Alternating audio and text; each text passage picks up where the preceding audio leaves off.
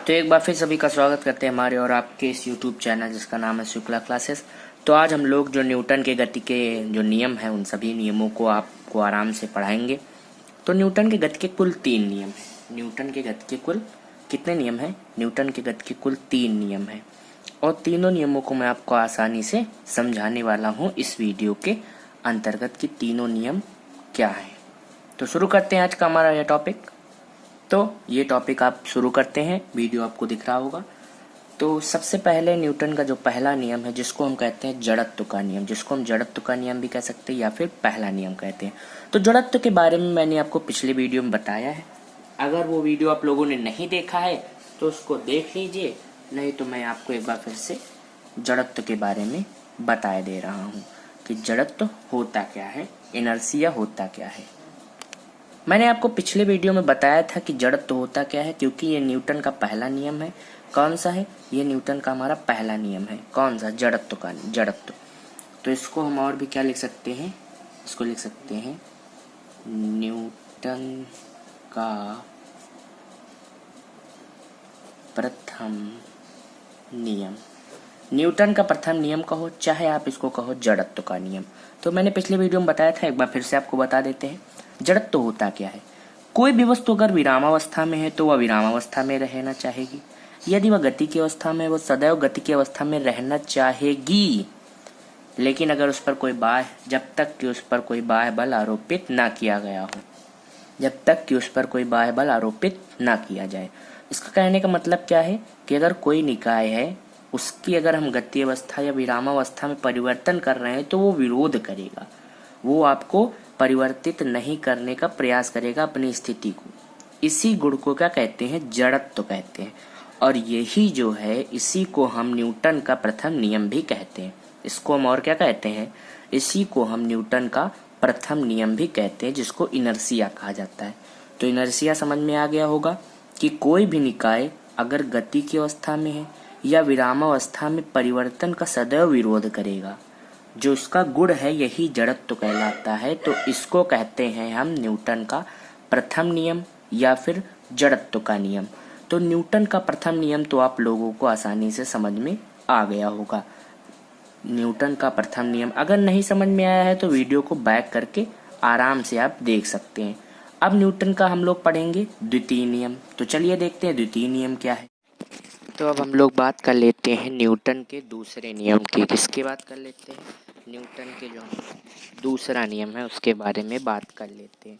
दूसरा नियम जो हमारा है F=m × a फार्मूला है।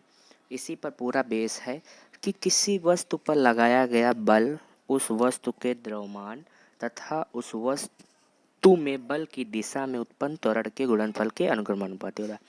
इसका मतलब जो बल है वो m×a। इसका मतलब क्या? अनुक्रमानुपातिक मतलब क्या होता है समझो।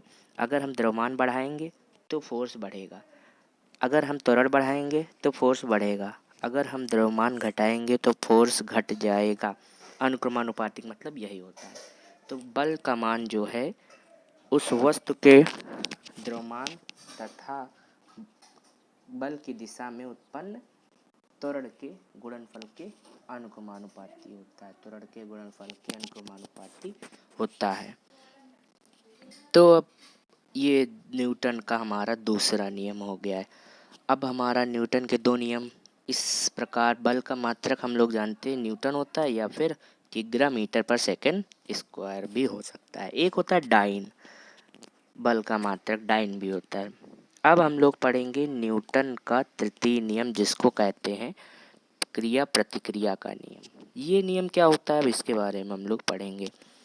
देखो, ये नियम जो है वेरी वेरी इंपॉर्टेंट। तो सारे सभी नियम इनके हैं। ये भी नियम है हमारा, इसको भी देख लेते हैं। यदि कोई वस्तु किसी अन्य वस्तु पर बल लगाती है तो अन्य वस्तु भी परिमाण में उतना ही बल विपरीत दिशा में पहली वस्तु पर लगाती है। इससे हम क्या कहते हैं? क्रिया प्रतिक्रिया का नियम कहते हैं। अब फिर से इसको समझ लेते हैं, इसको एक एग्जाम्पल की सहायता से। अगर आप जो है किसी को मान लो आप मार रहे हैं तो आपके हाथों पर भी उसके द्वारा एक बल लगाया जाएगा, उतना ही बल जितना आप जिसको मारेंगे उतना ही बल आपके हाथों पर भी लगेगा, लेकिन वो बल क्या होगा? विपरीत होगा। तो जैसे आप दीवार पर मुक्का मारिए तो दीवार के जितना लगेगा उतना ही विपरीत बल आपके भी हाथों पर महसूस होगा। तो इस नियम को कहते हैं क्रिया प्रतिक्रिया का नियम। समझ में आ गया होगा कि यदि कोई वस्तु किसी अन्य वस्तु पर बल लगाती है तो अन्य वस्तु भी परिमाण में उतना और विपरीत दिशा में पहली वस्तु पर बल लगाती है। इसको क्या कहते हैं? क्रिया प्रतिक्रिया का नियम कहते हैं। और ये जो है न्यूटन का तृतीय नियम है। न्यूटन का कौन सा नियम है? तृतीय नियम है। तो न्यूटन के तीनों नियम आपको समझ में आ गए होंगे।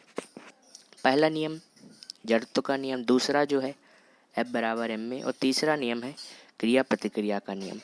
तो ये वीडियो यहीं पर समाप्त की जाती है। अगले वीडियो में आपको इसके आगे की क्लास मिल जाएगी। और 10th वालों के लिए अगला वीडियो बहुत जल्द आ रहा है, लाइट, वो भी कौन सा? प्रकाश का अपवर्तन लेंस के बारे में आपको बताऊंगा।